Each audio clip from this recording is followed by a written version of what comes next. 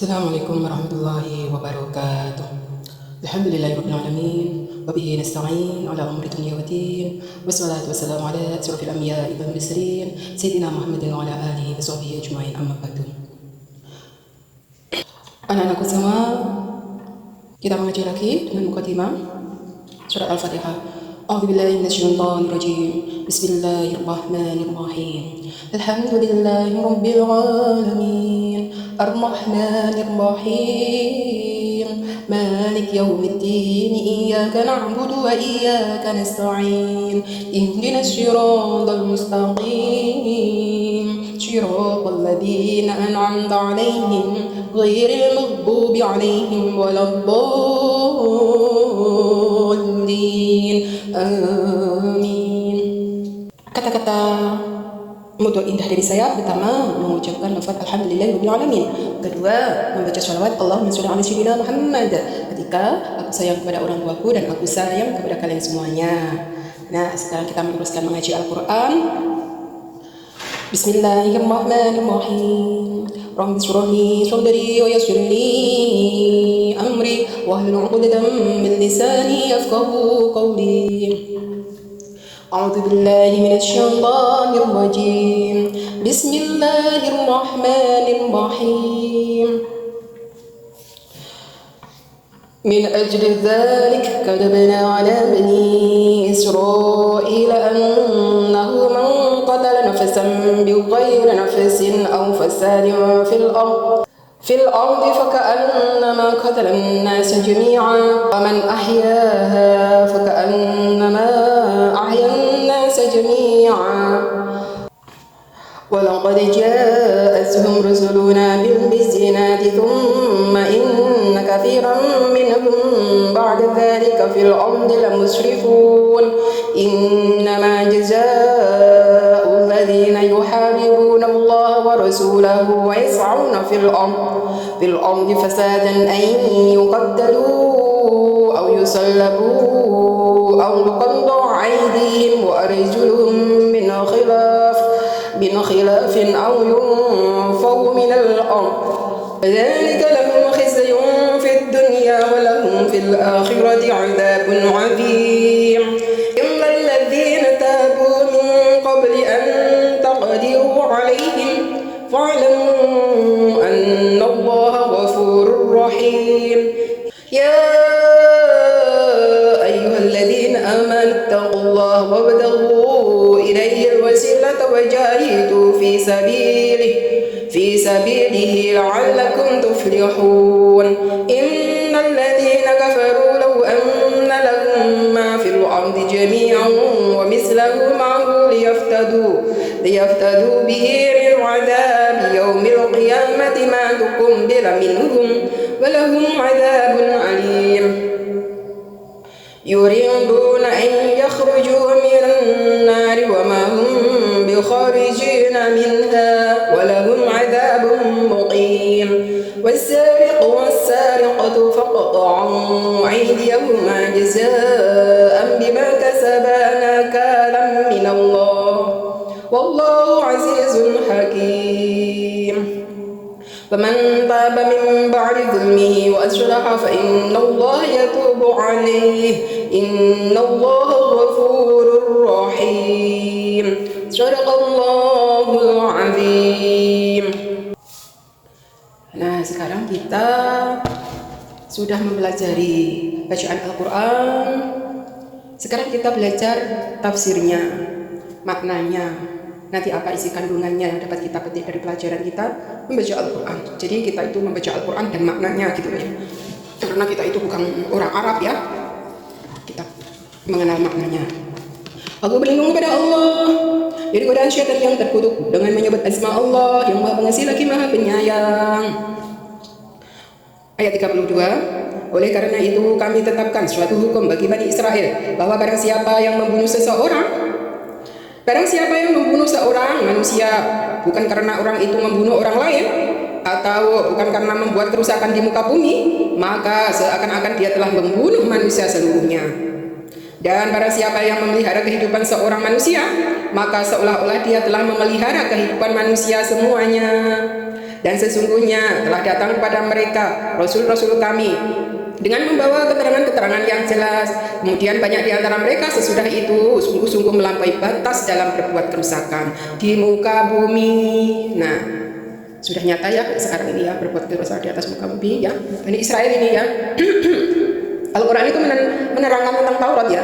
Ini pada zamannya Nabi Musa alaihissalam, Bani Israel ya. Jadi rasul-rasul yang datang pada zamannya ya, itu selalu memberi apa? Memberi penjelasan, keterangan-keterangan yang jelas, baik itu tentang tauhid, baik itu tentang akhlak, ya, akhlaki perilaku ya seperti ini ya. Jangan berbuat kerusakan, jangan membunuh. Kalau kamu itu membunuh manusia tanpa bersalah, kemudian wafat, itu kamu bagaikan membunuh manusia seluruhnya, ya. Diperingatnya kayak menunggu. Seperti ibu-ibu, bapak-bapak, orang-orang rakyat sipil tanpa salah itu ya dibunuh. Itu bagaikan membunuh manusia seluruhnya. Makanya orang manusia yang mempunyai jiwa kemanusiaan seluruh dunia wajib, bukan sunnah ya, wajib menegakkan, karena itu bagaikan membunuh manusia seluruhnya. Bayangkan orang di tenda pengungsian ya, kemudian dibom.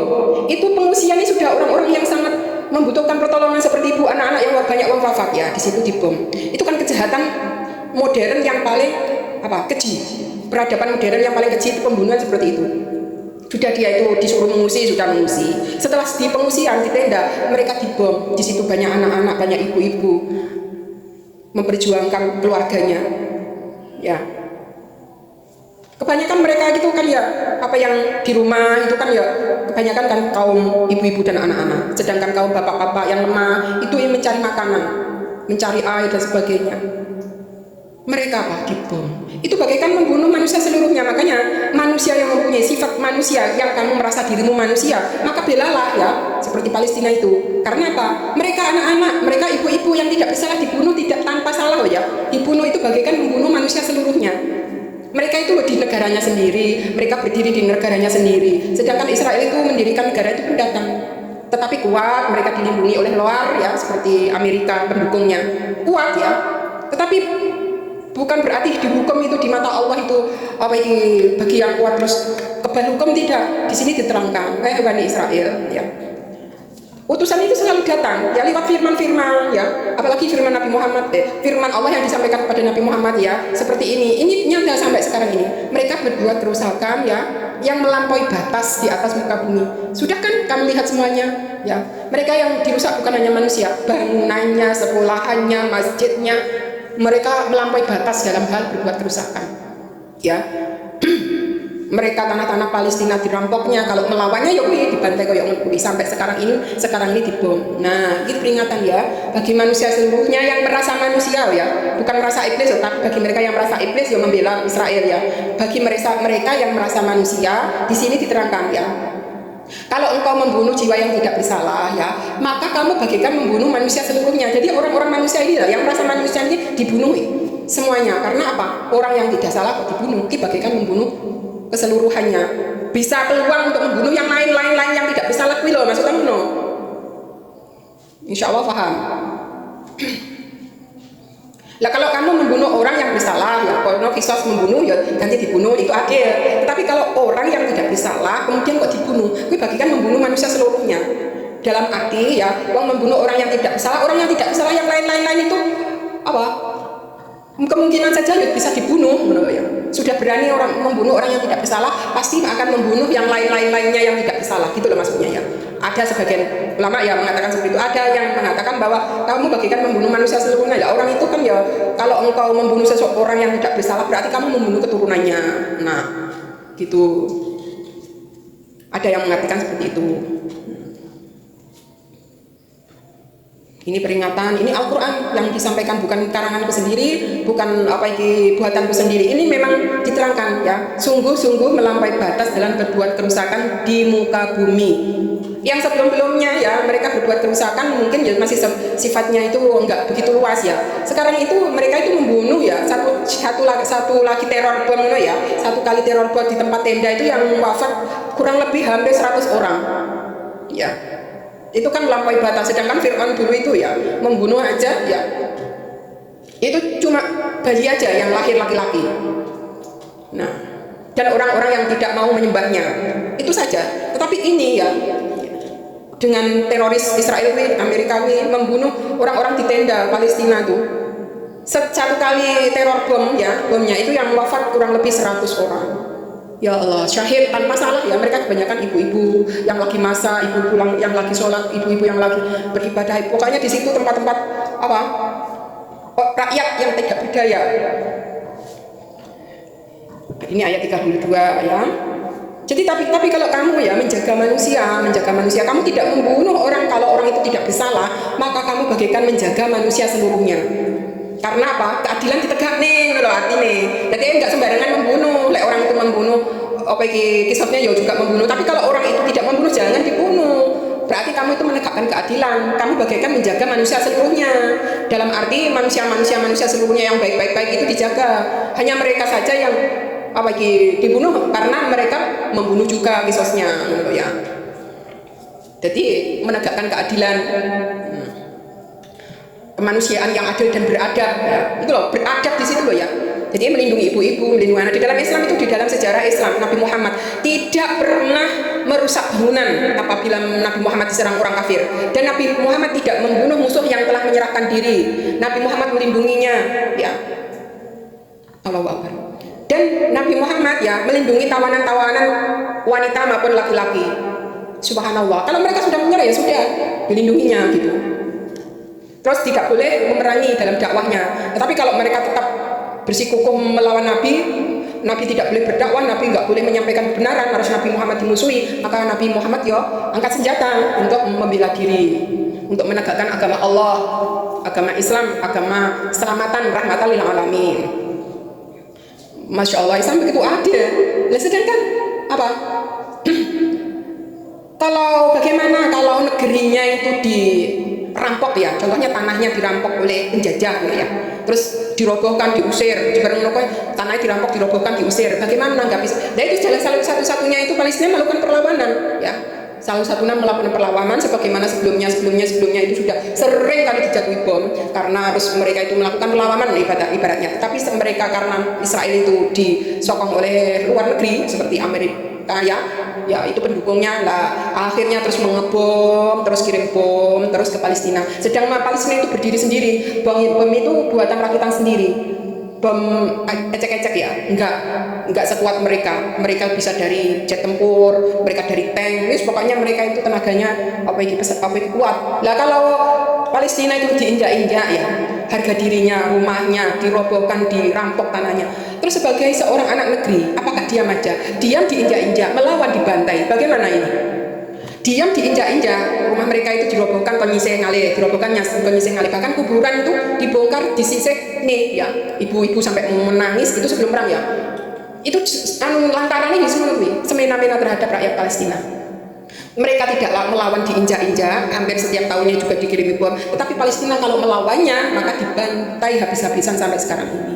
Karena mereka itu mempunyai dukungan ya, mempunyai corono bolo di Amerika. Gitu loh ya. Rakyat Amerika sebenarnya tidak setuju, tapi pemimpin-pemimpin mereka ya yang pro dengan Israel.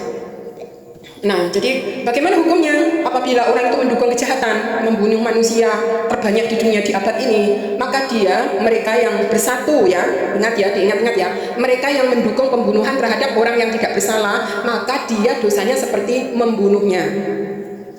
Makanya orang yang setuju dengan pembunuhan tanpa yang bersalah itu bagaikan membunuh manusia seluruhnya. Seperti itu ya. Makanya karena keadilan ditegakkan ya di dalam Islam itu, kalau di Indonesia itu ada kemanusiaan yang adil dan beradab. Jadi rasa kemanusiaan itu di Indonesia hidup ada rasa kemanusiaan ya, mempunyai beradab ya. Jadi ditegakkan kalau ada orang yang di luar batas kejahatannya pasti lambat laun akan terciduk kejahatannya. Nah, sepandai-pandai membungkus bangkai pasti akan tercium juga kejahatannya. Nah, semoga memahamkan ya. Jadi manusia sebenarnya ditugasi agar menjadi pemimpin di atas bumi ini itu membuat kedamaian ya. Makanya Indonesia yang diperjuangkan kedamaian, jangan pembunuhan, jangan terhadap rakyat sipil apalagi yang tidak bisa, jangan. Ya. Kalau kamu mendukung pembunuhan ya, yang baru-baru ini tenda orang Palestina dibom ini ya, kalau kamu mendukungnya ya, kamu mendapat dosanya dan nanti di akhirat kamu digolongkan orang-orang itu di dalam neraka jahanam. Nauzubillah tadi. Sekarang kita menerangkan hukum terhadap rusuh dan pengacau keamanan. 33 sesungguhnya pembalasan terhadap orang-orang yang memerangi Allah dan Rasulnya dan membuat kerusakan di atas bumi hanyalah mereka dibunuh atau disalib atau dipotong tangan dan kaki mereka dengan bertimpal balik atau dibuang dari negeri tempat kediamannya, yang demikian itu sebagai suatu penghinaan untuk mereka di dunia, dan di akhirat mereka peroleh siksa yang besar.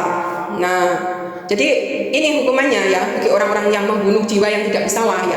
Mereka saja yang dibunuh, jangan terus kok keseluruhan ya. Harus ditegakkan keadilan itu, ya. Bagi mereka yang membunuh itu loh ya, ditegakkan. Khususnya ya juga dibunuh. Mereka itu dihukum ya seperti yang diterangkan di ayat ini. Bagi penjajah, perampok, penteror bom, membunuh manusia terbanyak di abad ini. Nah, sudah didengar oleh seluruh dunia. Tapi bagi mereka yang baik-baik mendoakannya, bisa mendoakan Palestina, mendukung Palestina, itu sudah membela kebenaran ya. Apalagi sampai menolong mereka yang kekurangan ya, membantu mereka dengan harta, menyumbang mereka, subhanallah, banyak sekali pahalanya.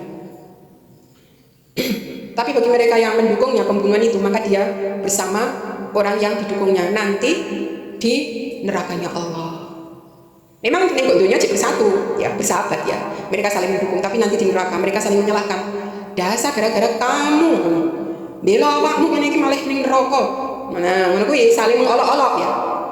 Kaya to Israel dan Amerika kuwi ya, nengok dunia ketirane akrab, tapi sok nengok neraka padha ning neraka nih karena membunuh jiwa yang tidak bersalah. Mereka saling mengolok-olok, saling bermusuhan. Tukaran enggak berhenti-henti. Hari berputus asa pada zaman kuwi ning akhirat ya.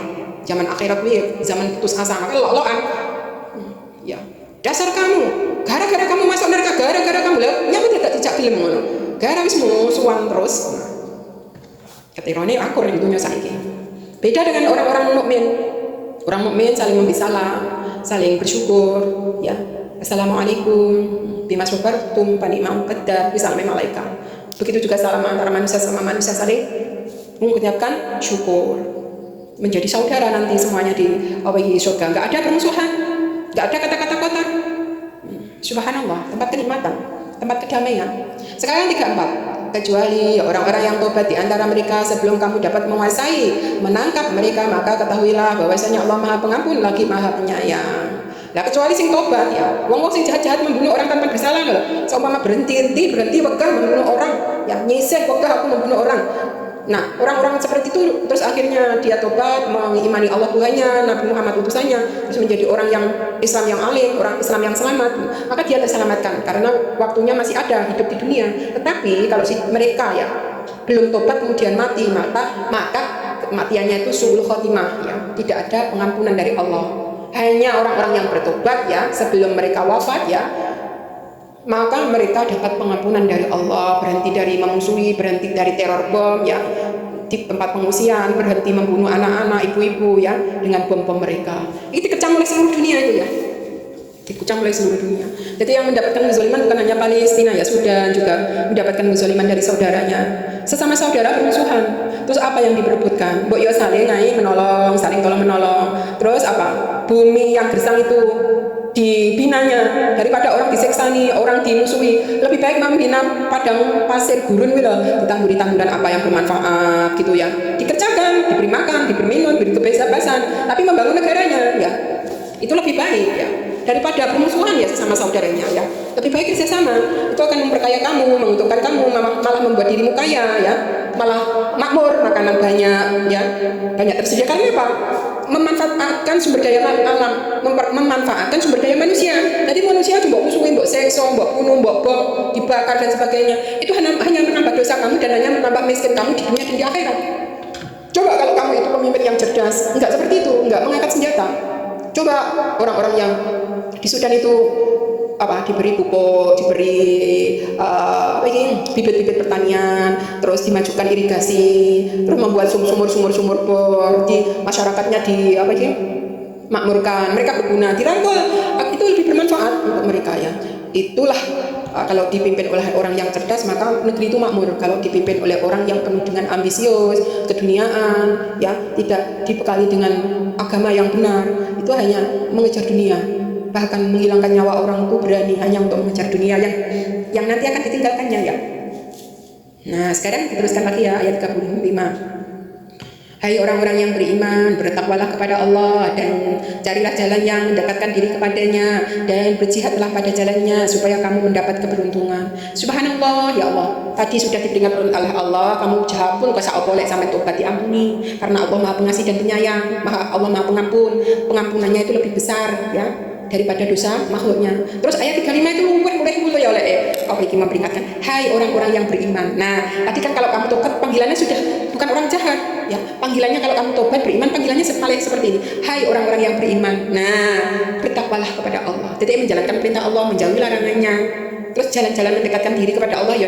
Ekonomi mendirikan majelis ilmu, majelis zikir, terus saling pengajian, saling memberi ilmu ya. Majelis-majelis ilmu diberi pengetahuan umum atau agama. Kalau pengetahuan umum tentang pertanian, memajukan irigasi, memajukan apa itu, wis pokoknya di situ dimanfaatkan sebaik-baiknya. Maka itu akan menjadi pemimpin yang gak dunia makmur. Pemimpin yang makmur sih dipimpin juga makmur. Gitu ya. Dan berjihad ya di jalan Allah. Jadi di waktu merdeka ya itu jihadnya bukan perang, tapi jihadnya contohnya mengajarkan ilmu. Kalau dia mengajarkan ilmu agama, keselamatan untuk keselamatan akhirat. Kalau dia menyampaikan ilmu umum ya itu untuk dunia ini agar dunia ini selamat juga gitu ya. Sekarang 36. Sesungguhnya orang-orang yang kafir sekiranya mereka mempunyai apa yang di bumi ini seluruhnya dan mempunyai yang sebanyak itu pula untuk menebus diri mereka dengan itu dari azab hari kiamat, niscaya tebusan itu tidak akan diterima dari mereka dan mereka peroleh azab yang pedih. Nah, tadi kan diterangkan kalau sudah tobat, sudah menjadi orang yang beriman, diterangkan perintah-perintahnya ya, menjalankan perintah Allah, menjauhi larangannya.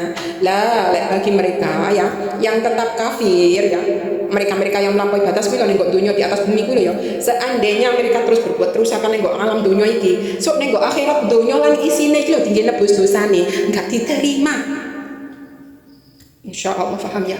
Jadi apa sih mbok perjuangin ning dunia kekayaanmu ning dunia seandainya kamu menguasai dunia seluruhnya ini, tinggi nebus dosamu kuwi iki enggak diterima oleh Allah, enggak ditompo. Kamu tetap di dalam neraka jahanam yang menyala-nyala ya, sebagaimana perbuatanmu ning dunia yang menyakiti orang. Nah, ya azabnya sangat pedih sekali. Ya, nggak bisa kekayaanmu untuk menebusnya. Nggak bisa. Makanya mumpung nek dunia ya, bagi mereka yang pemimpin-pemimpin, penguasa-penguasa, jadilah pemimpin-pemimpin dan penguasa yang baik ya. Satu memperjuangkan kemanusiaan. Lek iso menungso ojo disiksa, ojo dibunuh tanpa bersalah. Lek iso menungso iki mulyakno, lek sing elek dibina, dididik ben dadi wong apik, lek sing apik iki ojo salahi. Nah gitu loh ya. Jadi ning dunia dibina. Mereka orang-orang jahat yang membunuh itu semoga tobat ya. Ingat, kamu membunuh banyak orang, lah kamu sendiri loh yang banyak membunuh bakal ya mati. Tapi membawa dosa banyak membunuh orang. Nah itu azabnya sangat pedih ya. Lan kekayaan yang dunia iki tinggi tinggi ngarani tebusan dosa-dosamu itu enggak akan diterima. Sekarang 37, mereka ingin keluar dari neraka padahal mereka sekali-kali tidak dapat keluar daripadanya dan mereka peroleh azab yang kekal. Nah, wis nenggok dunia iki enggak kena tinggi menebus dirinya ya. Wong dunia ini kekayaane akeh ning dunia. Terus mati enggak tobatnya. Enggak bakal iso ya. Dunia kuwi tinggi menebus dosanya. Nah, kecuali waktu masih hidup ya tobat terus tidak berbuat kejahatan ya, tidak membunuh orang, malah justru berbuat kebaikan, maka diampuninya, malah beriman menjalankan perintah Allah, menjauhi larangannya, diampuni. Tetapi kalau sudah meninggal wafat ya wis kekayaan yang dunia sudah tidak bisa menebusnya. Nah terus mereka nanti di neraka itu nggak bisa keluar dari neraka itu ya, mereka itu mendapat azab yang kekal. Contohnya azab yang kekal gitu. Contohnya begini, waktu ning dunia kan tukang ngebomi tenda ibu-ibu, anak-anak ya. Mereka ada yang gosong, mereka ada yang merasa kesakitan dan sebagainya. Maka orang yang ngebom besok ning akhirat itu Gusti Allah ya dibom dul kebiar semuanya. Terus bareng utuh lagi, dibom lagi dul, terus bareng terus utuh lagi, dibom lagi keluar semuanya ya. Kemudian utuh lagi dan itu sakitnya dirasakan terus menerus, tidak mati. Itu azab yang kekal, maksudnya seperti itu. Jadi mereka itu yang membunuh ya, yang membunuh anak yang tidak bersalah itu loh ya, ibu-ibu yang tidak bersalah. Nanti di akhirat dia merasakan bagaimana rasa sakitnya. Ya. Tapi orang-orang yang beriman, yang mati syahid itu ya seperti ibu-ibu anak yang tidak berdosa itu, maka dia letaknya di surganya Allah, sudah tidak merasakan sakit lagi. Karena apa? Sakitnya ya cuma di dunia itu aja. Mereka kembali ditempatkan oleh Allah, tempat yang aman, yang baik, tidak ada kerusuhan, nggak ada kegaduhan, ya di surganya Allah, tempat kenikmatan. Dan mereka-mereka yang dahulu itu menyakitinya diganti, mereka itu disiksa. Nah, sekarang mereka menyaksikan bangsa Palestina penuh dengan luka gembira. Mereka bahagia, bisa ngebom, bisa bunuh banyak orang. Seperti Israel gitu ya. Amerika Israel itu membunuh rakyat Palestina itu bangganya, tersenyum, bahagia dan sebagainya. Tapi sok dibalik, ketika mereka sudah mati semuanya, diadili oleh Allah, lah orang-orang yang mendapat kezaliman di surga dan mereka di neraka. Dan di surga itu bisa melihat orang-orang di neraka. Maka dia itu di neraka disiksa ya. Itu oleh ahli surga yang bisa dirasakan keadilan Allah. Nah, nyata bahwa keadilan Allah itu ada. Nah, seperti itu. Jadi rakyat Palestina yang meninggal, yang dibunuh tidak bersalah itu nanti malah bicaranya seperti itu. Keadilan Allah itu ada kan? Rasakan. Jadi orang di surga itu izin sama Allah, ya Allah, saya ingin melihat orang yang menyakiti aku dulu. Orangnya di neraka, aku ingin melihat. Ditunjukkan oleh Allah, inilah orang yang menyakitimu, kan dia merasakan sakitnya dulu kamu disakiti. Jadi mereka juga nggak kebakaran, mereka ya tetap seperti sebagaimana utuh ya, walaupun dia masuk di dalam neraka, tapi mereka tetap tidak terbakar. Sebab apa? Ahli surga itu diharamkan, ya neraka itu menyakitinya. Lanjut ya, seperti itulah. Jadi orang-orang kafir itu tidak bisa keluar dari surga, merengek, menangis dan sebagainya. Mereka hanya putus asa, saling menyalahkan. Gara-gara kamu, sing Amerika menyalahkan Israel. Gara-gara kamu minta tolong ini melo-melo ning neraka sing Israel. Salah dhewe tidak bantu, ya katut ning neraka kabeh. Terus akhirnya mereka saling mengolok-olok. Lah lek ning dunia sekarang ini mereka itu berteman, ya. Saling dukung, nanti di akhirat di nerakanya Allah mereka saling bertengkar di dalam neraka. Putus asa saking ngerasa nih rokok ini nggak benar, saking ngerasa nih rokok itu terbakar. Bayangkan api ya sekecil korek itu loh ya, membakar tangan itu loh ya, rasanya melepuh ya, sakitnya sangat sakit, apalagi di neraka ya, dan kekal selamanya. Makanya mereka berputus asa, saling mengolok-olok. Tapi yang pendukungnya, yang diajaknya dan sebagainya, mereka tidak bisa keluar dari api neraka. Langsung 38, laki-laki yang mencuri dan perempuan yang mencuri, potonglah tangan keduanya sebagai pembalasan bagi apa yang mereka kerjakan dan sebagai siksaan dari Allah, dan Allah maha perkasa lagi maha bijaksana. Jadi mencuri ya, ibaratnya ini mengambil hak orang lain. Pencuri dan perampok itu apa enggak sama? Ya sama, yang perampok itu terang-terangan, mencuri itu sembunyi-sembunyi. Seperti Israel itu mencuri tanah Palestina terang-terangan, berarti apa sebutannya? Rampok. Jadi bangunan-bangunan Palestina itu dirobohkan dan mereka ingin menempatinya. Itu sebelum perang ya. Sudah seperti itu. Pokoknya tindakannya mereka itu merasa kuat. Jadi semena-mena terhadap rakyat kecil. Ya loh, negeri Palestina di sini nangis, terus sambil pergi gitu ya, menyerang dan sebagainya. Bahkan kuburan aja loh dibongkar untuk pemukiman Yahudi ya mereka. Itulah merayat dunia, merampok dunia ya. Tapi dunia nggak tahu apa sebenarnya. Malah dibalikkan fakta ya, yang disalahkan Palestina. Nah, itu pada awal mulanya seperti itu, mereka melakukan perluasan wilayah ya di negeri Palestina itu ya. Dan dengan membongkar rumah-rumah Palestina. Nah, itu jenenge mencuri ya, mencuri terang-terangan atau rampok. Yang dirampok apa tanah ya, kekuasaan. Maka orang-orang itu nanti di akhirat ya, Israel itu ya, tangan-tangan mereka dipotong. Lek enggak di kisos ning dunya. Nanti di kisosnya ning akhirat kono. Ning akhirat kono kekal dipotong, tumbuh lagi dipotong, tumbuh lagi, siksa itu dan merasakan sakitnya. Karena ning dunya enggak di kisos, enggak diadili, mereka seakan-akan apa? Kebal hukum. Nah, lanjut ya. 39, maka barang siapa bertobat di antara pencuri-pencuri itu sesudah melakukan kejahatan itu dan memperbaiki diri, maka sesungguhnya Allah menerima tobatnya, sesungguhnya Allah Maha Pengampun lagi Maha Penyayang. Jadi orang-orang yang mencuri, contohnya ya, di Israel itu mencuri tanah-tanah Palestina itu, kalau bertobat dikembalikan kepada Palestina, dan mereka itu sudah diberi tempat loh ya, mereka itu sudah diberi tempat sendiri. Nah, tapi mereka itu sifatkan rakus, jadi ingin memperluas wilayah, jadi tanah-tanah Palestina digusuri. Kalau mereka bertobat maka diampuni ya. Mumpung tinggal dunia diampuni, tanahnya dikembalikan ke Palestina. Jangankan dikembalikan, uang mereka itu rakusnya malah justru ingin menguasai semuanya ya. Nah, ingin menguasai semuanya ya. Itulah sifat rakusnya Yahudi ya. Dan mereka dengan membantai ya. Dengan membantai, apabila Palestina melakukan perlawanan sedikit gitu aja ya, maka pembalasan pembantainya terus menerus nggak henti-henti. Itulah jenis melampaui batas sih menurut gue. Biasanya uangnya diserang ganti sekarang satu kali gitu ya. Enggak. Palestina menyerang satu kali gitu aja lah. Israel menyerang bertubi-tubi, bahkan tidak bersalah pun diserang. Memang dia ingin menguasai ya. Itulah kejahatan. Kadang penjahat itu memang penjajah itu lebih jahat dari yang dijajah. Nah, sifat agresif, sifat yang kejahatannya aktif. Nah, jadi kalau pencuri, kisahnya ya dipotong tangannya, kan dibunuh ya. Itulah keadilan agama Allah ya. Kalau menghilangkan nyawa orang ya, kisahnya ya dihilangkan nyawanya. Tetapi kisah mencuri ya, dipotong tangannya. Kalau ada koruptor yang nggak dibunuh, nggak dipenjara, tapi potongnya tangannya ya. Gitu ya. Itu adil. Akan memberi pelajaran yang membekas ya. Karena mencuri ya dipotong tangannya. Sehingga bisa bertobat insya Allah. Tetapi kalau dibunuh, kisah dibunuh itu kurangan, nggak adil. Sebab apa? Dia tidak menghilangkan nyawa orang ya.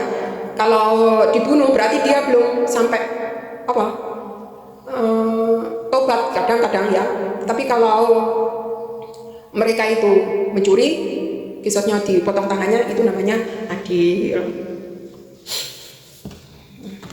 Kalau mereka membunuh orang yang tidak bersalah, ya kisahnya dibunuh.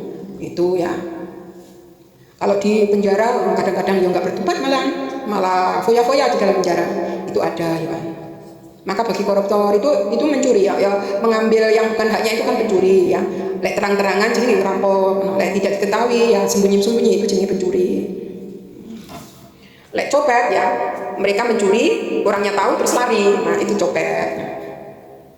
Ada yang dicopet, yo jenis mencuri tapi sembunyi-sembunyi. Beda ya jenis, ada rampok, ada copet, ada mencuri. Ya.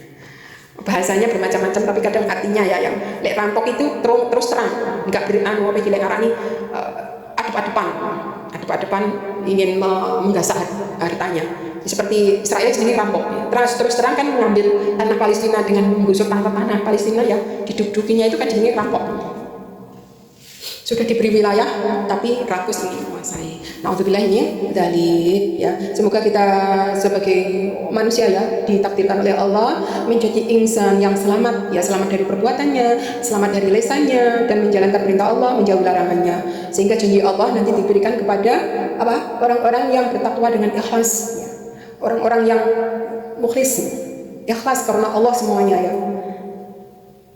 Sehingga orang-orang yang belum tobat, belum mendapatkan hidayah gitu, semoga meniru orang-orang yang ikhlas ya, berbuat baik ya. Kalau mereka itu bertobat mengikuti orang-orang yang berbuat baik, orang-orang yang bertakwa, mereka diampuni dosanya. Tetapi kalau mereka bertambah ya kemaksiatannya, bertambah kezalimannya, fasiknya, kafirnya, maka mereka tidak ada yang menolong ya. Sebab apa? Kalau tidak Allah sendiri yang menolong. Karena hidayah itu milik Allah. Kalau mereka berubah, yang rendah hati, menerima, yang tobat, ya diampuni. Kalau nggak bertobat, dosa alam dunia nggak iso tinggi nebus dosa-dosa ini. Insyaallah paham. Semoga kita termasuk dijadikan orang-orang yang selamat di dunia, selamat di akhirat, dijauhkan dari api neraka. Amin amin ya rabbal alamin. Demikianlah tadi dari saya membaca Al-Quran dan maknanya. Apabila ada salah kata-kata, mohon maaf yang sebesar-besarnya. Kalau ada yang benar boleh diikuti, kalau ada yang salah boleh dikritisi untuk membangun kedepannya menjadi insan yang lebih mengerti. Ihdinas siratal mustaqim. Wassalamualaikum warahmatullahi wabarakatuh.